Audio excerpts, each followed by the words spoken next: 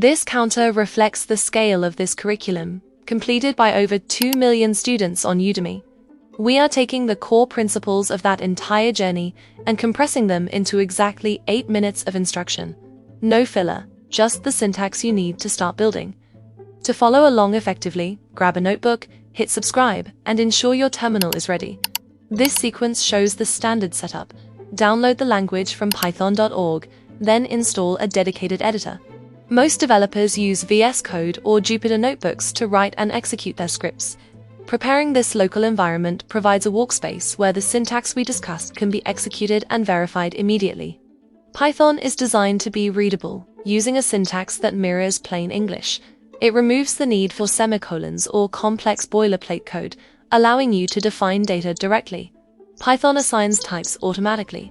X equals 10 is an integer. A decimal makes it a float, and quotes define a string. Basic math uses operators to add, subtract, multiply, and divide. A single slash returns a decimal. A double slash returns a whole number. This direct approach to syntax minimizes the time spent on formatting, allowing the focus to remain on the logic of the program. Strings are ordered sequences starting at index 0. You extract specific sections using slicing, defining a start, stop, and step size. To insert variables dynamically, use F strings. Place an F before the quote, and any variable inside curly braces renders as its current value.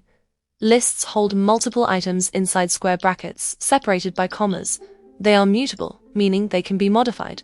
You use the append method to add items, and the pop method to remove them. Mastering these list methods allows a script to modify and reorganize its own data as the program executes. Dictionaries use curly braces to store key-value pairs.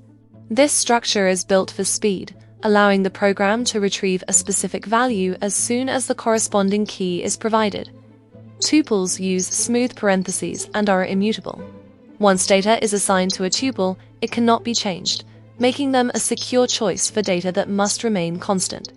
Sets are unordered collections that only store unique elements. Converting a list into a set is a quick way to automatically strip out all duplicate entries. The choice between square, curly, or smooth brackets defines how the data is stored and whether it can be altered by later instructions. Conditional statements direct a program's path. Using if, elif, and else, you set specific rules for which code executes. Python uses indentation to define blocks. Indent your code by exactly 4 spaces to show what belongs inside a conditional.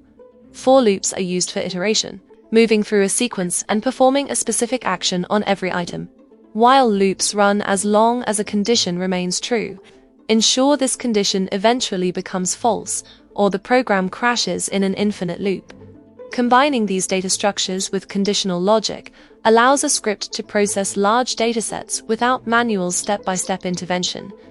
The final concept is a feature that demonstrates the efficiency of the language by merging loops and lists into a single line.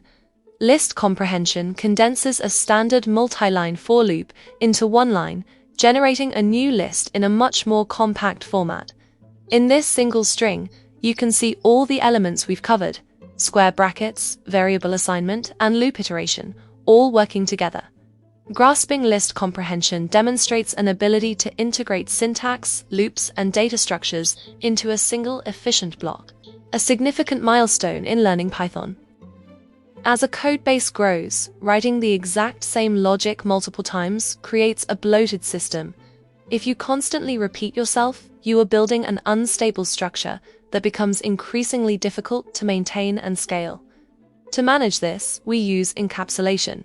By wrapping repetitive code into a single reusable block using the def keyword, you create a function.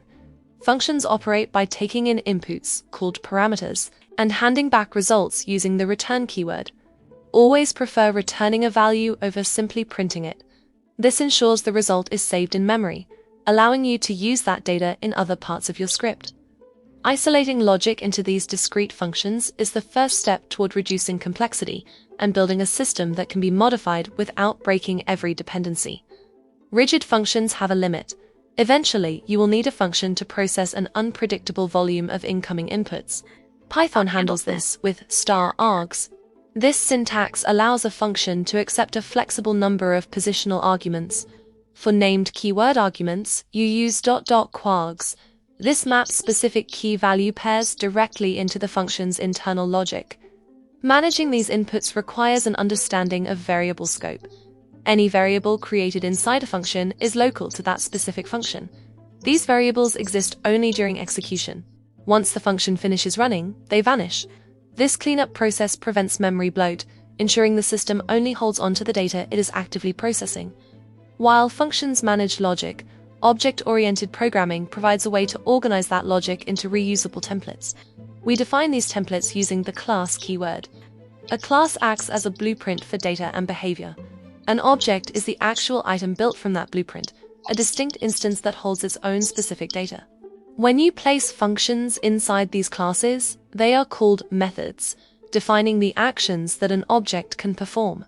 Classes allow developers to group state and behavior together, providing a structured way to manage the components of a complex application. To set the starting state of an object, Python uses a constructor method called __init. The moment a new instance is created, and it runs to configure its initial properties. It uses the self keyword to refer to the specific instance being modified, ensuring that changes to one object don't affect another. You can also use inheritance to adopt traits from existing blueprints, which eliminates the need to rewrite common code. For example, a dog class can inherit general attributes from an animal class, only requiring you to code the unique behaviors specific to dogs. This creates hierarchical structures that reduce redundancy across large-scale projects. Programs inevitably encounter errors. Handling these failures cleanly is what makes an application reliable. You can protect your execution flow by placing risky code inside a try block. If an error occurs, the except block catches it, allowing the program to respond to the failure rather than crashing. You can add a finally block to ensure specific code runs regardless of the outcome. This is used for cleanup tasks, like closing files or disconnecting from databases, ensuring resources are managed correctly even if an error occurs. Integrating these blocks creates a fault-tolerant structure that can survive unexpected inputs or environmental failures. As a project expands, you should split your code across multiple .py files, known as modules. Grouping related modules into a folder structure creates a package, making the codebase easier to navigate. To use tools built by other developers, Python includes the pip package manager. Running a short command in the terminal downloads and installs open source libraries, allowing you to integrate external functionality into your project. This modularity allows you to build on the work of the global developer community, speeding up the development process. Most programs eventually need to interact with external data, such as reading from or writing to local files. Python uses the with open syntax to manage these connections safely. This syntax acts as a context manager, ensuring the file is opened and automatically closed once complete. This automatic closure occurs even if interrupted by an error, preventing files from being left open in an unsafe state. Context managers automate these external connections, ensuring resources are released without requiring manual oversight. This covers the primary structural components used to organize and protect Python code in 8 minutes. We've reviewed the use of variables, collections, logical flow, functions, objects, error handling, and file operations. To apply these concepts through hands-on projects, quizzes, and a completion certificate, hit the link in the description or the pinned comment below. If this summary was a helpful addition to your learning process, drop a like, subscribe, and keep building. With these structural foundations in place, you can move from writing simple scripts to building modular, error-tolerant programs.